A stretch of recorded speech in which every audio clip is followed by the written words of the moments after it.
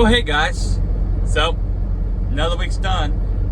And, this week wasn't too great, but, coming out of the house and just spending a day at home again. You know, well, pre-delivery, Thursday night, left Friday morning, got down there Friday afternoon, unloaded, spent the night down there, and, well, did come up Saturday, but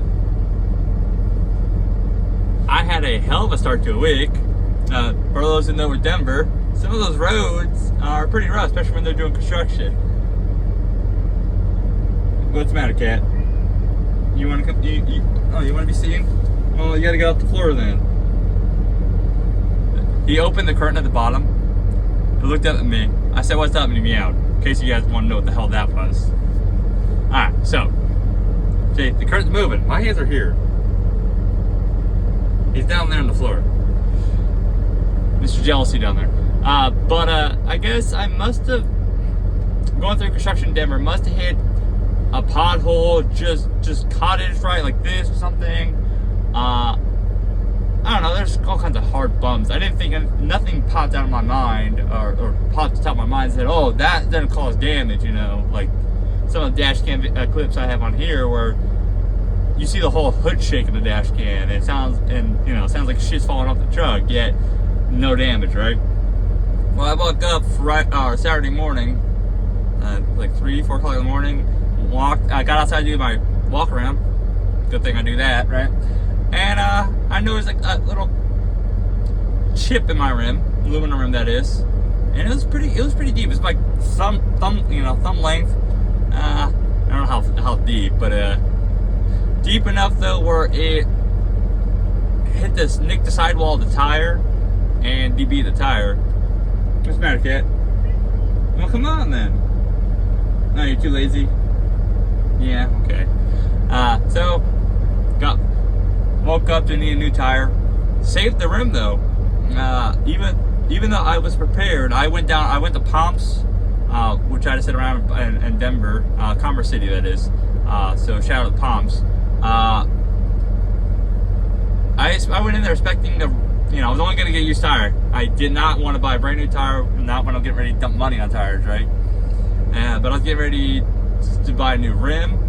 It was my first damaged aluminum rim, so for those who know, when I blew my Super Single that, a couple years back, the rim was fine. I kept the rim safe, so I saved that rim. But I was expecting to buy a rim. And it was $280, so I was like, all right, whatever. It's looking at like $500 for a used tire and a brand new rim. Not awful. Actually, it's a pretty good price, actually. The rim was more than the tire. The rim by itself was $280. The tire by itself, used and mounting out the door, was $235. So, not a bad deal, right? For $530 for if I got both out the door. But the guy pulls me to the bay, and he's like, I think I can save this. I'm like, that you can? Cool. He's like, yeah, I think I can. I think it's just cosmetic. Let me go get the boss. Boss comes out and looks at it. He's like, oh, this is not that bad. Yeah, you can save this. I was like, cool, let's do it. So he goes and grabs the buffer. The big one, he can't make that one disappear. Nor do I want him anyways. If he made that disappear, that's a lot of metal gone. But he just smoothed it out, so you really have to look to notice it. I mean, it's noticeable, but you really have to look at it. The little one, which I think just as the rim was coming out, that it kind of like flexed again and just barely nicked the second time. That one's gone. That one's invisible.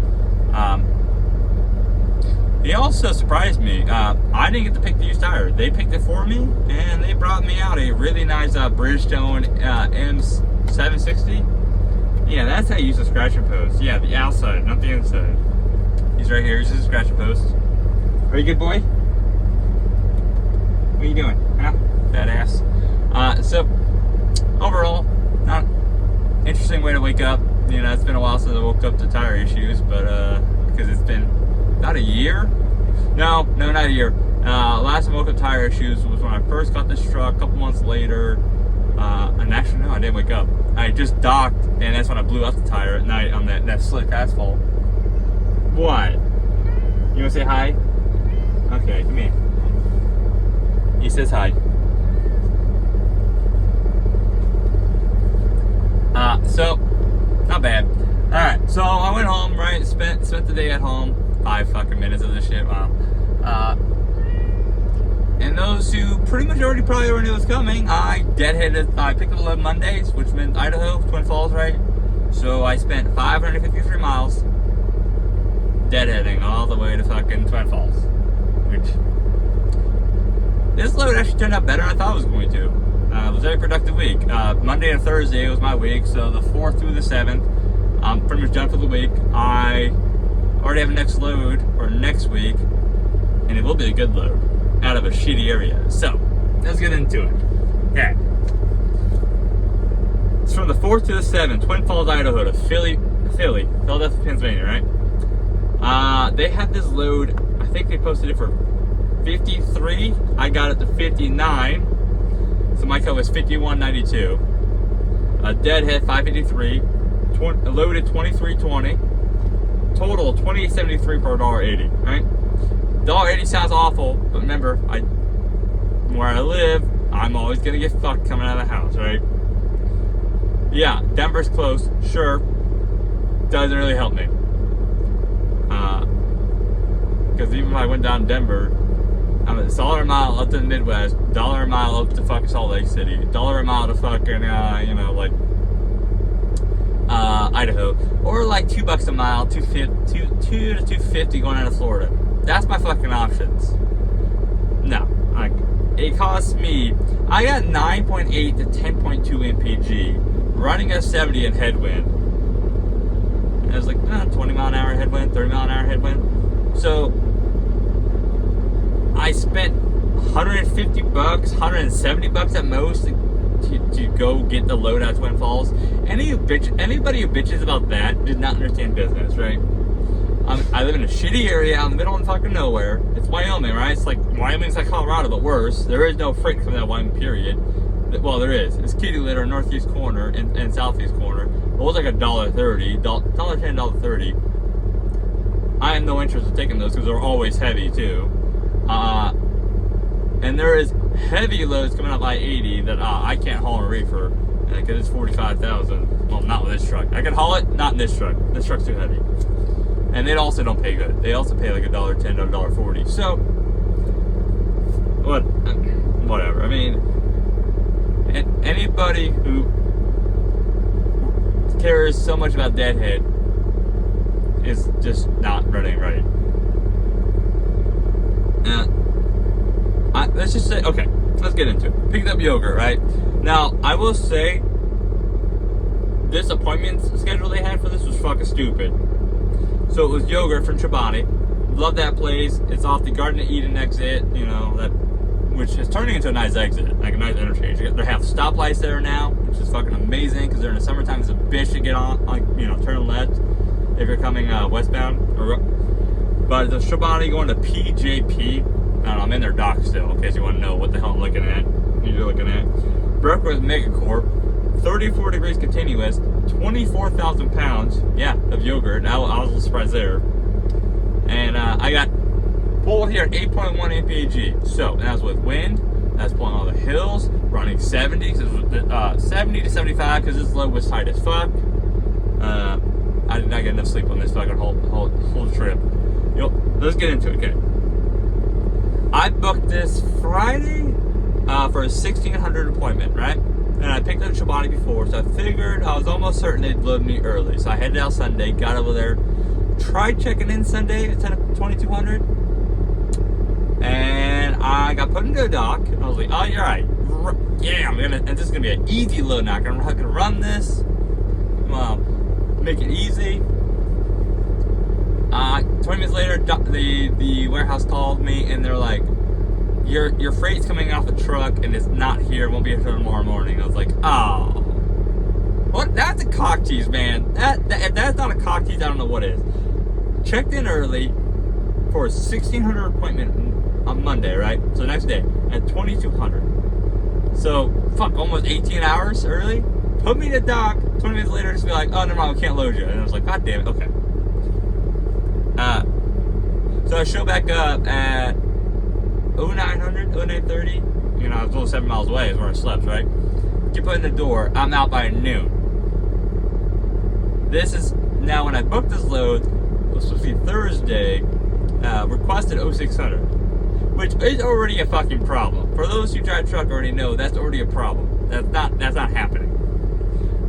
The appointment actually comes 1000, which,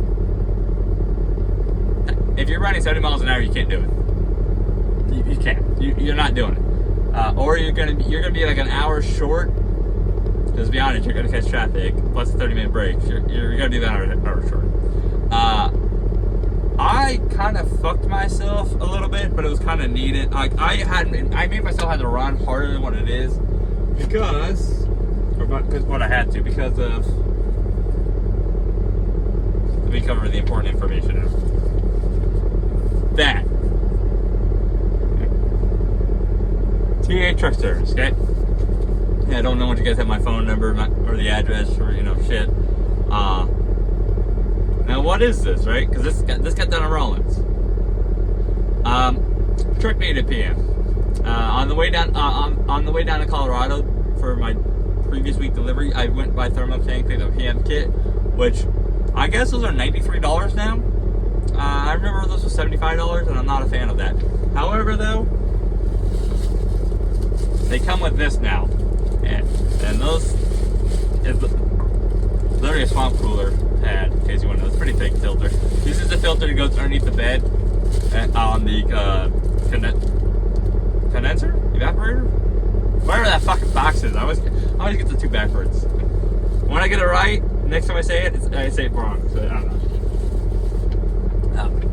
That comes with that now. Now you used to have to get that separately, and that was like $10 by itself. That filter by itself now is probably like 12, 13 bucks. That's literally a swamp cooler pad. If you guys want to save money, which I'll do this next time, go to Home Depot, Menards, fucking Lowe's, whatever.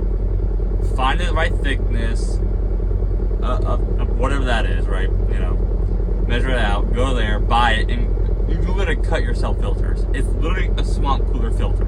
Well, there's two different kinds of swamp cooler filters. You know what? It's the one that goes inside the fucking little vents, not the internal ones. I guess it's like the pre-filter, if you know what I mean. Alright, but picked that up and got a PM done because the truck really needed it. I was wanting to do it at Laramie. I looked at the reviews between Laramie and Rollins. Laramie had 5W30 T6. I was going to try that in this truck. And the EPU. But I needed a 30-minute break by the time I got to Rollins. Reefer needed fuel. I looked at the reviews of Rollins. They were good. I called them up before I even got there and said they get me in right away. You know, they weren't busy pretty much. And when I got there, the parking lot was half empty at like 2000. So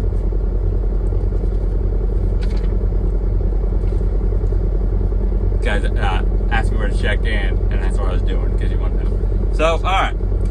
They also told me it should be roughly like $850 for the PM. So I got the ultimate PM, right? Did the 5W40 T6 because the Rollins didn't have 5W30, then it had 10W30. So that was the lowest weight they had, and it's better than 10 or 1540. Like it's not what I want, but I only need it for like 2.5 months anyways, to pretty much till to Christmas, to come out of the house. Well, maybe. My PM sprinters get done every 2 to 3 months, depending on miles. So they replaced this Volvo, by the way. Is still the engine where they had 3 oil filters. So 3 oil filters. I did not do my water fuel separator, but I did pay for it. It's just in my box because I just did it myself like a week, 2 weeks ago.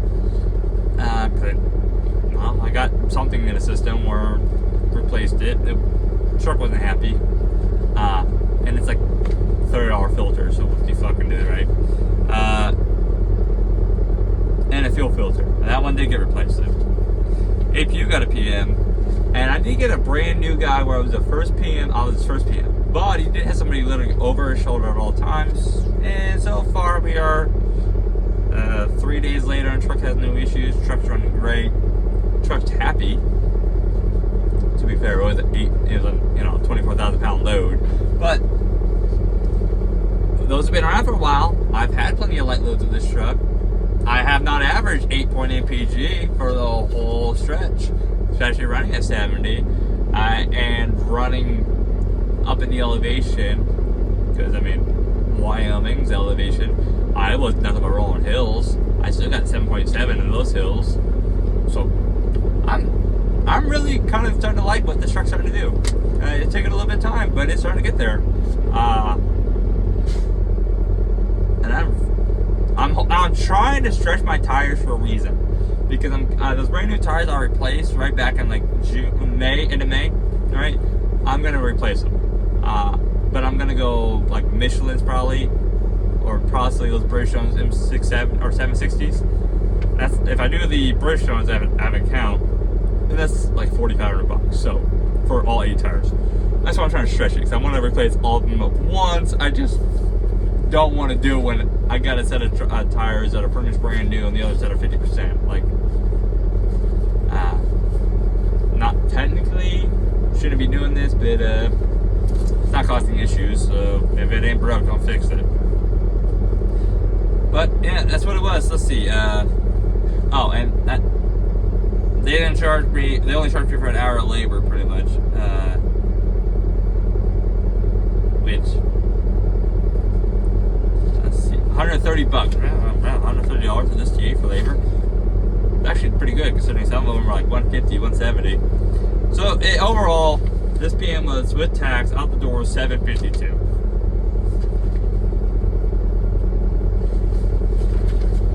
Although I'm curious about something. It says on this, oil analysis to maximize extended drains and reduce downtime. Why do I feel like they don't do anything with that? We'll find out. But I doubt it, because I watched them drain the oil. And I went into their like little thing that they roll underneath the truck, attach to the hoses, and they just pump it away pretty much. Once it goes into the little tank. There was no bottle that I saw. Yeah, there we go. So I'm gonna filter just so I can double check. Fuel water separator, right? 1. The ultimate PM was $579 for the PM itself, plus an hour of labor on that. No, that included labor. Okay. I'm gonna tell you some boring numbers, tedious numbers, because for those who are curious. 11 gallons, 5W40 T6.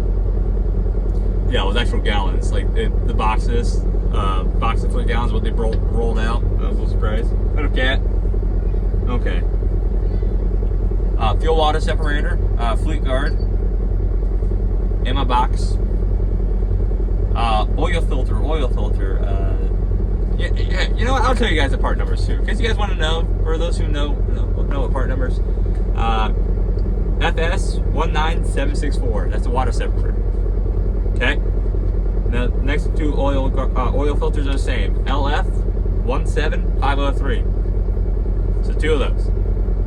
You got the LF 3654 extended life bypass, so another oil filter.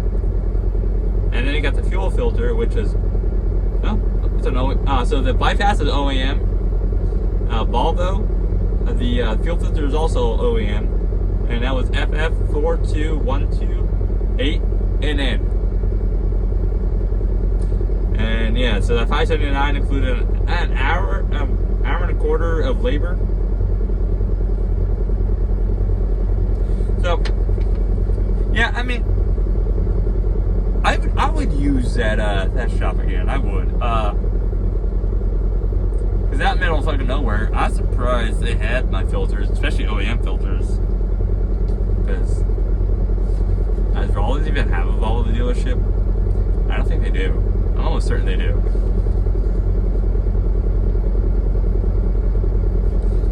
I would use them again. I had to fill up my tires, my drives to 105 and my steers to 110, because you guys want to know that.